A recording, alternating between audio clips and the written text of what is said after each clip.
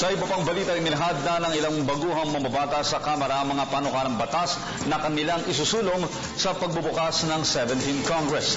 Dagdag pa ng mga ito na masusi nilang pag-aaralan ang legislative agenda ng Duterte administration. Kabilang na ang pagbuhay sa death penalty. May report si Jervis Manahan. Unti-unti na makikita sa batas ang pambansa ang mga bago o mga first-term congressmen sa papasok na ika-17 Kongreso.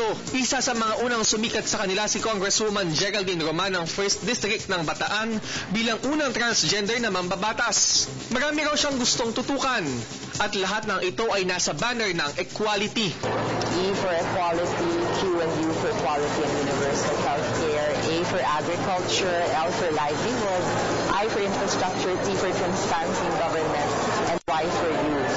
So my main objective is actually to pass at least one bill per advocacy, and of course I will go beyond this.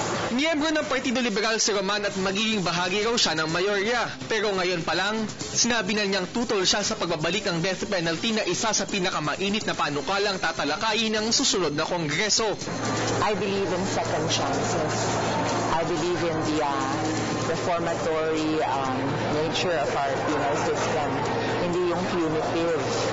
And even yung sinasabi nila na it is a deterrent to potential criminals, I don't believe it's really a deterrent.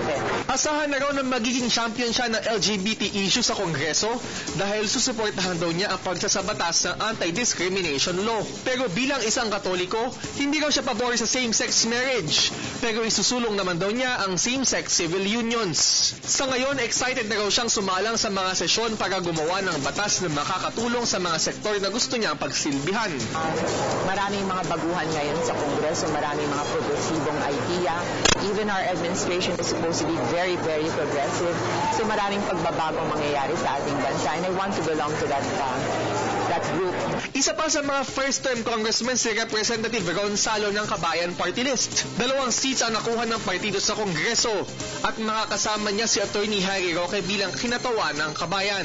Tututukan naman daw niya ang kabuhayan, edukasyon at kalusugan sa pagpapasa ng mga batas gaya ng geriatric bill. Ang unang-una nating titinan dito yung para sa kalusugan. So I'm already coordinating with the Department of Health yung mga priority measures nila doon.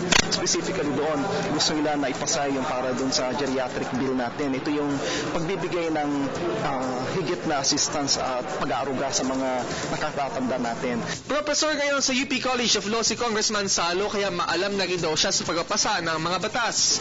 Nang tanungin kung susuportahan ang legislative agenda ni Duterte, sinabi niya na masusi muna raw niya itong pag-aaralan. These are matters that should be trashed out also within our party list kasi these are policy issues. Of course, with his speakership, nandun po tayo. Susuportahan natin yun, definite yun. But when it comes to policy issues, tatasain natin maigi yun kung ano yung higit na interest at welfare na kapag susulong ng welfare ng mga kababayan natin. Para sa Telebisyon ng Bayan, Jervis Manahan.